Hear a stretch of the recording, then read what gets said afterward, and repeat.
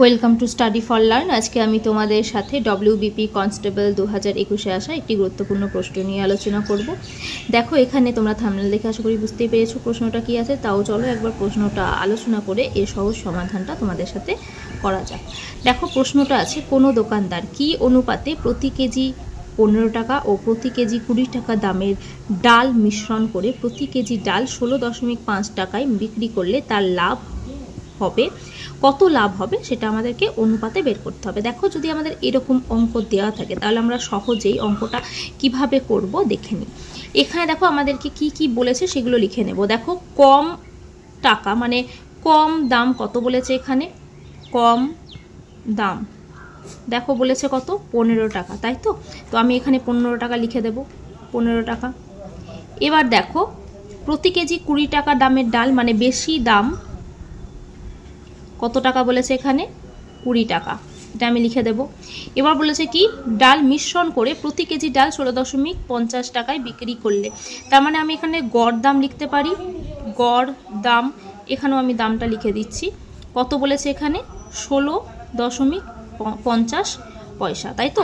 তো এটা আমি লিখে দিলাম। এবার যদি এরকম অঙ্ক দেওয়া থাকে তাহলে আমরা একটা সূত্র মনে রাখবো, এখানে আমরা একটা জিনিস করলে অঙ্কটা খুব সোজাভাবে তোমরা করতে পারবে। কি করব দেখে নাও। এখানে একটা সূত্র হলো বেশি দাম বিয়োগ গড় দাম বাই গড় দাম বিয়োগ কম দাম। এটা বুঝতে পেরেছো? এবার দেখো, এখান থেকে আমি এই জায়গাটায় সমস্তটা বসিয়ে ফেলবো। বেশি দাম কত আছে দেখে নাও, 20। গড় দাম কত দেওয়া আছে দেখো, 16.50। এখানে দেখো, এবার গড় দাম কত আছে 16.50 বিয়োগ কম দাম কত দেওয়া আছে 15 টাকা, লিখে নিলাম। এবার এটাই আমি সলভ করব। দেখো, এখান থেকে যদি আমি 20 থেকে যদি আমি 16.50 বিয়োগ দিই তাহলে আমাদের কত থাকবে, এখানে 50 পয়সা পড়ে থেকে যাবে, আর এদিকে বাকিটা কত থাকবে আমাদের 3, তাই তো। মানে 3 টাকা 50 পয়সা থাকবে হিসাব মতো।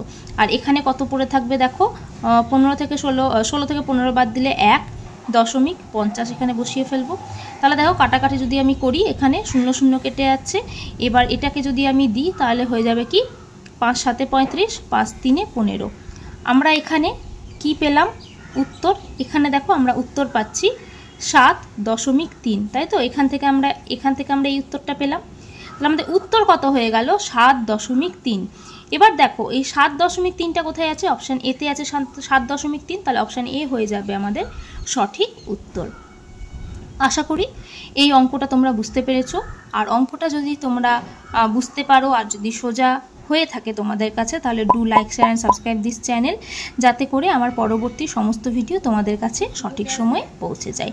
ধন্যবাদ।